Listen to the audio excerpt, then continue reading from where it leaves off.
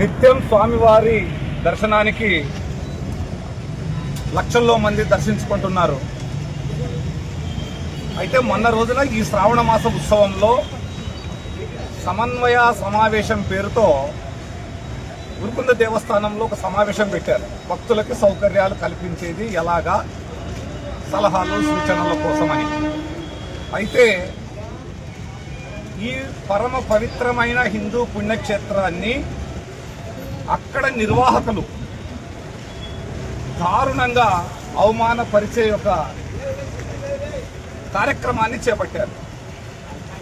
హిందూ దేవాలయాల్లో బొట్టు, హారతి, ప్రసాదము, సౌకర్యాల గురించి చర్చించుకోవాల్సిన దేవాలయంలో ధర్మ ప్రచారం గురించి ఎలా చెయ్యాలి, భక్తులకి హిందుత్వాన్ని ఎలా నేర్పాలి అనే విషయాలు మాట్లాడుకునే ఒక దేవస్థానంలో ఒక అన్యమతస్థుణ్ణి తీసుకోవచ్చి పరమ పవిత్రమైన దేవస్థానంలో ఆలయ మర్యాదలు, బాజా భజంత్రీలు, హంగామాతో వీరు ఊరేగించడము యావత్ హిందూ సమాజము యొక్క మనోభావాలు భక్తులకి బాధగా ఉంది.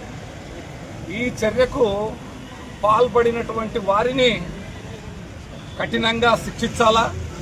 అయితే ఈ విషయం పైన వెంటనే విరాట్ హిందుస్థాన్ సంఘం, నేను రామాంజనేయులు రాష్ట్ర అధ్యక్షుడిగా అక్కడ బాధ్యత వహిస్తున్నటువంటి ఈవో వాణి గారికి నిరసన తెలియజేస్తే, అసలు నా దృష్టిలో లేదండి, ఈ దేవస్థానంలో అతను ఎలాగొచ్చాడో ఎలాగ మాట్లాడాడో తెలియదు అనే యొక్క సమాధానం చెప్పారు. ఇంతకంటే దౌర్భాగ్యమైన పరిస్థితి హిందూ దేవస్థానాలకి మరి ఎక్కడ మనం చూడలేదేమో. ఈరోజు ఉరుకుంద దేవస్థానంలో ప్రతి సంవత్సరము అఫీషియల్గా వైట్లో చూపించే డబ్బే 30 కోట్లు దాటిపోతుంది. ఇంత దేవస్థానము, ఇంత డబ్బు భక్తులు వాళ్ళ జోబి నుండి ఇస్తుండేది రూపాయి కష్టం చేసి దేవుడి హుండీలో తీసుకొచ్చి ముడుపులు కడుతుండేది అన్యమతస్తుల్ని మెహర్బానీ చేయడానికి అక్కడ దేవస్థాన ఉద్యోగులు, దేవస్థాన పాలక మండలి పనిచేస్తుందా?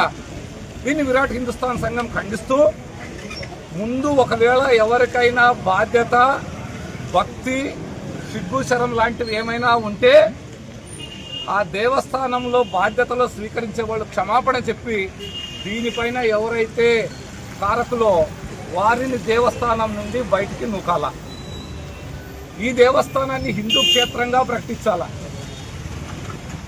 ఇంత చెప్తే కూడా ఒకరిపైన ఒకరు చెప్పుకుంటున్నారే కానీ ఎవరు కానీ బాధ్యత తీసుకోలేదు. చివరికి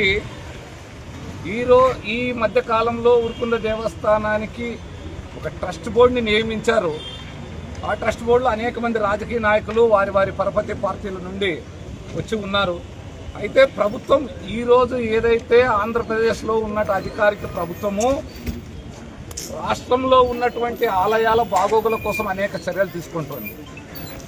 అక్రమ మత మార్పుల విషయంలో అనేక చర్యలు తీసుకుంటోంది. తిరుమల తిరుపతి దేవస్థానం నుండి రాష్ట్రంలో ఉన్నటువంటి 175 నియోజకవర్గాలకు 5,000 దేవస్థానాలకు కొత్తవి నిర్మించడానికి వారు నడుం బిగించారు. అరే, ప్రభుత్వమేమో ఒక సదుద్దేశంతో సామాన్య జనాల్లో భక్తి, నైతికత పెంచాలా, దేవాలయంలో రాజకీయాల ప్రభావం తగ్గించాలా, అక్రమాలు జరగకూడదు అని ఒక నిర్ణయాలు తీసుకుంటూ వెళుతూ ఉంది. తిరుపతిలో కూడా మనం చూసాం. ప్రభుత్వం రాగానే తిరుమల తిరుపతి దేవస్థానంలో తిష్ట వేసినటువంటి అన్యమతస్తుల్ని అందరినీ దఫదఫాలుగా వేరే విభాగాలకు తరలిచ్చేసి స్వామివారి పవిత్రతని కాపాడే చర్యలు తీసుకున్నారు. అయితే ఉరుకుంద దేవస్థానంలో మొన్న జరిగిన ఘటన వీరు ఇప్పుడు ఉన్నటువంటి ఆంధ్రప్రదేశ్ రాష్ట్ర ఎన్డీఏ ప్రభుత్వానికి ఏదైనా కీడు చేయాలని కుట్రతో ఈ ప్రయత్నం చేస్తున్నారు అనే అనుమానం కలుగుతుంది. ఎందుకంటే అక్కడ ఉన్నటువంటి అధికారులు దశాబ్దాల కాలంగా అక్కడే ఉన్నారు. ఇన్ని సంవత్సరాలుగా అక్కడ ఉద్యోగం చేస్తున్న ఉద్యోగస్తులకు అక్కడ ఎవరిని పిలవాలి, ఏ కార్యక్రమాలు చేపట్టాలి, భక్తులకి ఏ సౌకర్యము అవసరము, ఏ సౌకర్యము అవసరము లేదు అనేది తెలియటం లేదా? ఒకవేళ తెలిస్తే కూడా ఏదైనా బయట శక్తులతో ఈరోజు మనం చూస్తూ ఉన్నాం. ఎవరో ఒకడు సెల్ఫ్ వీడియో చేసి ప్రభుత్వానికి బురద జల్లాలనుకోవడము, ఇంకో మాటలు మాట్లాడటము, మీడియాలో అందరికీ వచ్చి హిందూ సమాజం మెల్లమెల్లగా కళ్ళు తీస్తోంది. కానీ ఉరుకుంద దేవస్థానంలో అక్కడ నిద్రమతనతో కుట్రలు, డబ్బు యొక్క మదంతో నిద్రపోతున్నటువంటి అధికారులు ఉద్దేశపూర్వకంగానే ఇలాంటి అధర్మ కార్యక్రమాలు చేపడుతున్నారు. విరాట్ హిందుస్థాన్ సంఘం వారిపైన చర్య తీసుకునేంత వరకు మేము విశ్రమించేది లేదు. ఒక ట్రస్ట్ బోర్డు మెంబర్ చెప్తున్నాడు. అసలు ఇక కొసమెరుపు ఏంటంటే, ఎవరు తీసుకొచ్చారయ్యా ఈ అన్యమతస్తుడిని, దర్గాకి సంబంధించిన వ్యక్తిని దీంట్లో అంటే, మా పూజారి తీసుకొచ్చాడు అంటున్నాడు. నానచ్చప్పుడు మిత్రులారా, మీరు కూడా ఫోన్ చేయండి. అరే పూజారి అంటే హిందువా లేకుంటే ఆయనకి ఏమన్నా డౌట్ ఉందా? హిందూ దేవాలయాల్లో హిందూ శాస్త్రాలు, హిందూ పద్ధతులు, హిందూ ఆచార వ్యవహారాలు నడపాలి, భక్తులకు సౌకర్యాలు కల్పించాలి. అన్ని దగ్గర ఈరోజు మనం ఉరుకుందకి వెళితే మీరు చూడండి, ధర్మం పక్కన పెట్టేశారు. టెంకాయ ఆదంలో 20 రూపాయలు దొరికితే ఉరుకుంద దేవస్థానంలో కాలు పెట్టగానే 40 రూపాయలు అయిపోతుంది. గుండూకి టికెట్ నువ్వు కొంటున్నావా? అఫీషియల్గా దేవస్థానానికి ఏదైతే నిర్ణయించిన టికెట్ కొన్న తర్వాత లోపల వెళ్ళిన తర్వాత మళ్ళీ 100 రూపాయలు ఇవ్వాలా? అరే ఎవరైనా ఆడకూతురు దర్శనానికి వెళ్ళి రాత్రి నిద్ర చేస్తే పొద్దున స్నానం చేయడానికి, కాలకృత్యాలు తీర్చుకోవడానికి కనీస అవసరాలు కూడా లేవు. ఈవో గారు ఆడవాళ్లే ఉన్నారు అక్కడ, వాళ్ళకి అర్థం చేసుకున్నాలి కదా. అయితే ఈ దేవస్థానంలో మనకు కనపడుతున్నటువంటి ఒక ఉదాహరణలు, ప్రతి సంవత్సరం శ్రావణ మాసంలో ఎవరైనా దేవస్థానం కోసం గట్టిగా మంచిగా కఠిన నిర్ణయాలు తీసుకున్న ఈవోని ఆగమేఘాలపైన ట్రాన్స్ఫర్ చేయించగలిగిన సత్తా ఆ దేవస్థానంలో పాతుకుపోయినటువంటి దుష్టశక్తులకు వచ్చేసి. ఉదాహరణ చెప్తున్నా, 2 సంవత్సరాల క్రితం అప్పుడు ఒక ఈవో వెంకటేష్ గారు ఉండే, హెగ్డే వెంకటేష్ గారు, ఆయన ఏదో కొద్దిగా ఉండి విషయంలో కానీ దర్శనాల విషయంలో కానీ కొన్ని చర్యలు తీసుకున్నారు. శ్రావణ మాసానికి ఆయనకు తలాకిప్పించేశారు. పోయిన సంవత్సరము విజయరాజ్ అనే ఇంకొక ఈవో గారు ఉండేవారు. వారు అక్కడ ఏది దేవస్థానంకి షెడ్యూల్ వేయిస్తూ ఒక కోనేరు నిర్మించాలి అని దానికి భక్తులు కూడా ముందుకొచ్చారు. మీడియా ముందు మనం అందరం చూసాం. అయితే ఏమైందో కానీ రాత్రికి రాత్రే ఆయన్ని కూడా పంపించేశారు. అయితే హిందూ దేవస్థానం ఈరోజు ఉరుకుందలో భక్తులకి ఉపయోగపడడానికి దేవస్థానం పనిచేస్తుందా? దేవుడికి ధర్మం కోసం పనిచేస్తుందా? లేకపోతే కమిషన్ల కోసం పనిచేస్తుందా? లేకపోతే ఇప్పుడు ఉన్నటువంటి ప్రభుత్వంకి చెడ్డ పేరు తేవాలని పనిచేస్తోందా అనే విషయము అక్కడ ఏదైతే అధికార యంత్రాంగము, పాలక మండలి అధికారులు స్పష్టం చేసే అవసరం ఉంది. లేకుంటే భక్తులు ఈ మొత్తం ఉరుకుంద దేవస్థానమునే ఒక పెద్ద గొటాల, ఒక కుంభకోణంగా చూసే పరిస్థితులు వచ్చే రోజులు ఉన్నాయి. కావున మేము విరాట్ హిందుస్థాన్ సంఘం నుండి కోరుతూ ఉండేది, వెంటనే ఎవరైతే అన్యమతస్తుల్ని తీసుకొచ్చి అక్కడ నీవు మెహర్బానీ చేశావో ఆ వ్యక్తి పైన కేసు ఫైల్ చేయాలి. అలాగే దేవస్థానంలో ఏదైతే ఇప్పటి వరకు పాతుకోపోయినటువంటి అన్ని దుష్ట ఆచారాలని దూరం చేయాలి.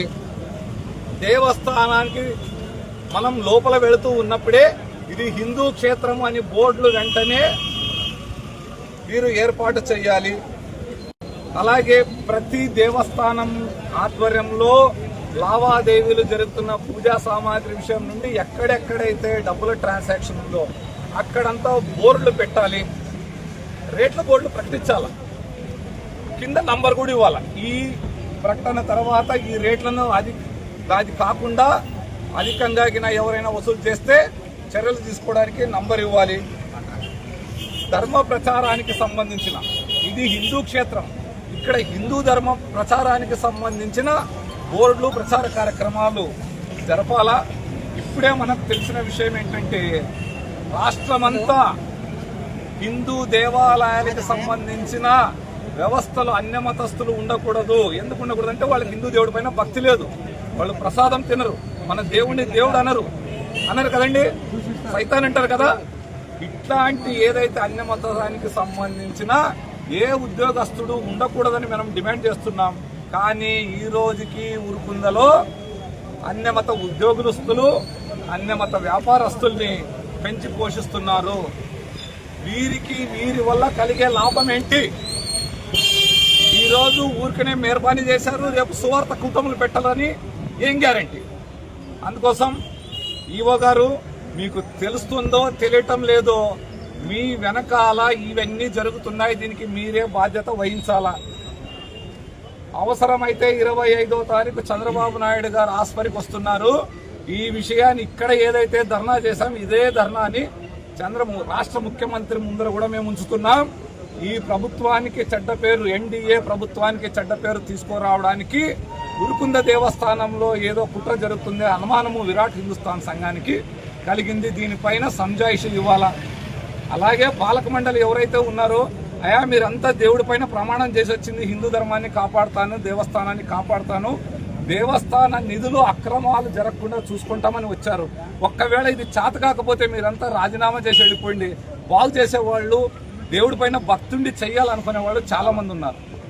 ఇంకా మీరు కూడా దీనికి వేలాడుతున్నారంటే మీరు దేవుడికి మంచి చేయటం లేదు, దేవుడికి ద్రోహం చేస్తున్నారు. మీకు పుణ్యం కాదు పాపం వస్తుంది. ఇట్లాంటి వాళ్ళంతా నరకానికి వెళ్ళాలని నేను ఒక హోమం చేయిస్తా. ఉరుకుంద దేవస్థానంలో వెంటనే ఎవరైతే అన్యమత ప్రచారానికి, అన్యమత కార్యకలాపాలకి, అక్రమాలకి పాల్పడుతున్న వ్యవహారం పైన విచారణ జరిపించి కారకులు అందరిపైన, మన వాళ్ళైతే ఇప్పుడు వచ్చిన ఇన్ఫర్మేషన్ పైన అక్కడ ఉన్నటువంటి ఒక అర్చకుడే ఈ కార్యక్రమాలకన్నిటికీ మూల కారకుడు అని వచ్చింది విషయము. చర్యలు తీసుకునాలా, కఠినంగా శిక్షించాలా. జై శ్రీరామ్.